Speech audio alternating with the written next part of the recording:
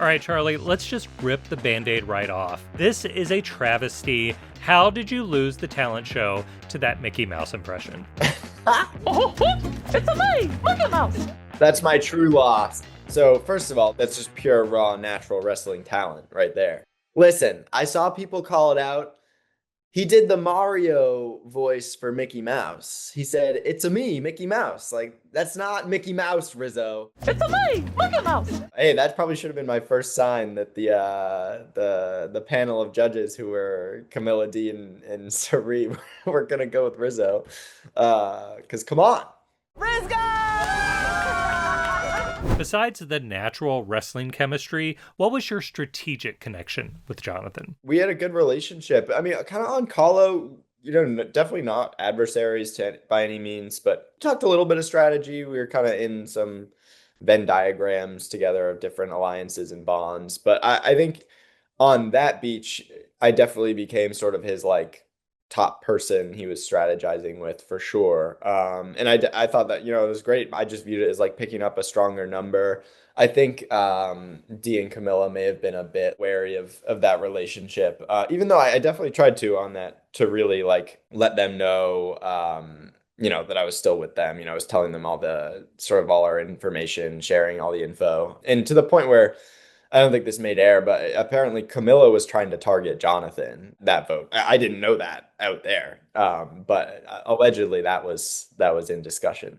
Rizzo said one thing last night, which has been on my mind and in a real bad way. All right, so this season has been about dealing with past traumas, and we got to get into yours. Lowercase t. Yeah. His number one in the game was in the final three, and he did not vote for her. Were you surprised by how much the Maria vote was still weighing on you in season 50? And that pissed me off. A little bit surprised. Yeah, I mean the extra variables to think about there, like number one, like sort of when you go back on Survivor, it's almost like you almost teleport into a timeline where you like never took a break, right? So it's its own little world. It's like going back into Narnia. It's like you return and you're kind of in your same old role, same old experiences. So I think that sort of freshens up the feelings a little bit. But then also, when I sort of got swapped onto that tribe and sort of discovered this scandal, which isn't even a real thing about Rizzo, I thought that I had the strategic room and the numbers to like kind of operate with like a little bit more emotion rather than just like pure strategy. I was strategizing plenty on that new swap tribe, with Dee, Camilla, Jonathan, Sari. I was talking with all of them a bunch, but I thought I had more room to kind of be like, okay, I had this, this feeling that I felt like maybe like act on it and see where it goes. And I thought it made a lot of great strategic sense to target Rizzo too, for two main reasons. One, the biggest threat that Rizzo was carrying into the game was being this sort of unknown quantity. And I thought the more time he's in the game, the less people are going to think about that as being a threat, because they'll be like, oh, well, I know him. I've gotten to know him already.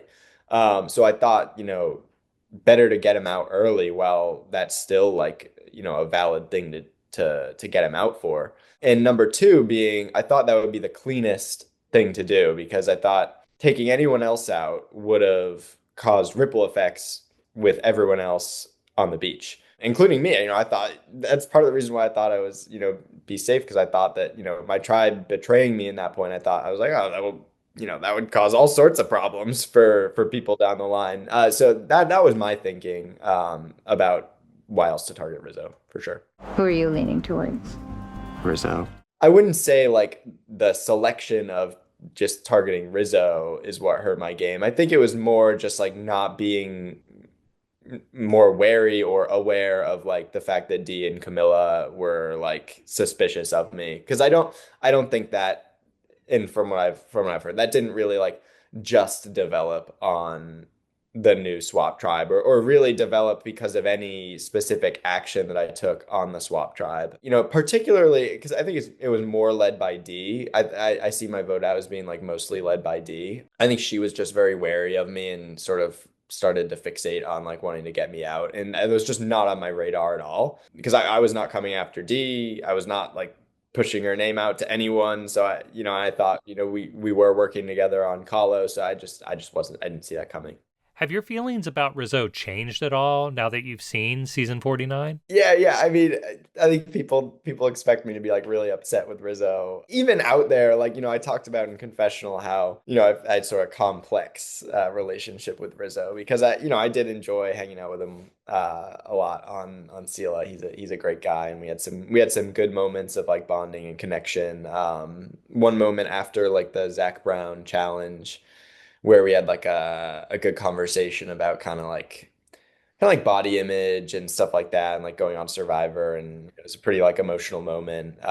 So and I talked about that as well as all the other stuff. So yeah, it was not just like sort of a one noted like I hate Rizzo, and I certainly no, I don't harbor anything towards him right now. I wish he hadn't voted me out, but I was coming for him, so it's pretty fair. Yeah, neither can live while the other survives, something like that. Okay, tell me what you thought when you first heard about the Billie Eilish Boomerang Idol. Yeah, I mean, I was shocked. I mean that because that was my first.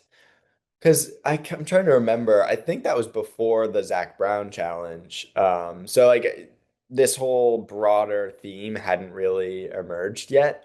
Um, but I mean, it was cool to sort of speculate because after like that, and then the Zach Brown, I was like, okay, who are the other celebrity fans of Survivor that I know of, and like what are they gonna do to impact the game? So that was just a fun thing to kind of ponder out there. But I'm a huge Billie Eilish fan. I remember giving a confessional. I was like, I've been a fan since Ocean Eyes, which is like one of her first big hits.